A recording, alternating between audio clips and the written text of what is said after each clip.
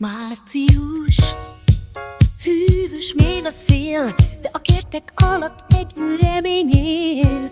Kereslek minden arcon át, várom azt az égi-régi néma csodát. Ezen a tavaszon érzem, ezen a tavaszon érzem, rád találok végre a végtelen létre.